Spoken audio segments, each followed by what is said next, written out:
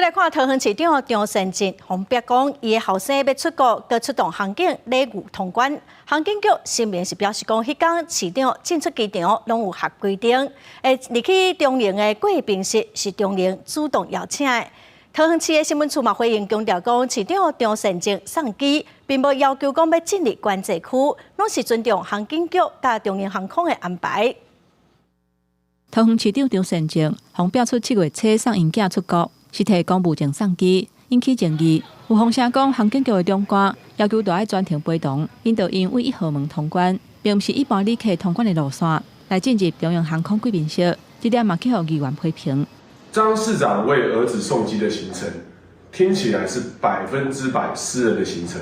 没有任何的公务成分，公务证应该是公务行程才可以使用。另外，这些主秘啊，还有这些航警局人员的陪同呢，是不是因为市长这个特权？针对市长去用公开讲，伫机场等特权，后生要出国，竟然叫航警来护驾入贵宾室。航警局发声明指出，伫遐市甲各县市长，也有立法委员，若去机场拢会主动陪同，透过这个机会，定顺航空保安执行的事项。迄天张市长通行证甲出入航站拢有符合规定。因若是去中央贵宾室，是中央干部主动邀请的。当日张善政市长在机场并没有主动要求进入管制区，一切都遵从航警局以及长荣的引导，并没有其他额外的要求。新闻处嘛回应讲，市长张善政送机无要求进入管制区。迄天航警局甲中央航空有讲到贵宾室有中央部会首长当地的等回轮机。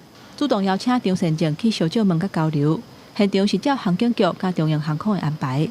记者综合报道。